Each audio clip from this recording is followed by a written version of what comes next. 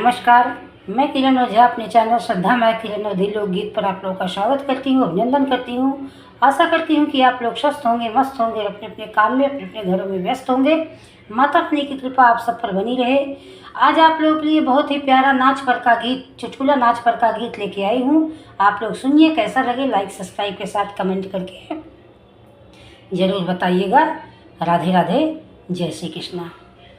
पूरबू के देशवा से आवेला भंवरवा, भंवरा रही हो जात्या ना, कि भंवरा रही हो जात्या ना, कि आजू हमरी की रनिया भंवरा रही हो जात्या ना, कि आज हमारी की रनिया भंवरा रही हो जात्या ना।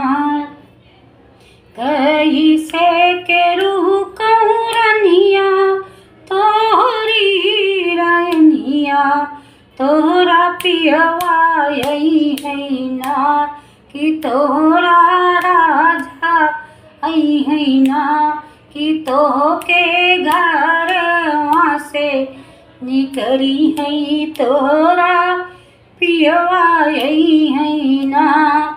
अपने सजन जी के जेवना बनौबै, तोह का बेलनन में हो छिपौबै, हे रसीले भावा राखी आजू हमारी की रनिया भंवरा रही हो जात्या ना। कहीं से के रूह की रनिया तोहरी रनिया, तोहरा पियवा यही है ना, कि तोहरा राजा आई है ना, कि तोह के घर वहाँ से निकली है तोहरा पियवा यही है ना। अपने सजन जी के गेरुला भरबै, तोह के घैलन में हो छिपैबै, हे रसीले भंवरा, कि आजू हमारी की रनिया भंवरा रही हो जात्या ना।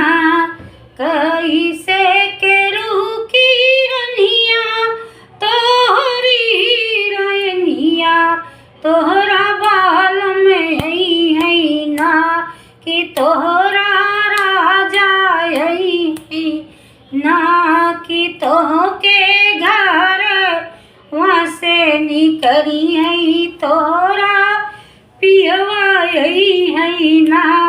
अपने सजन जी के से जिया लगौबै, तोह का तकियन में हो छिपैबै, हे रसीले भंवरा, कि आजू हमारी की रनिया भंवरा रही हो जात्या ना।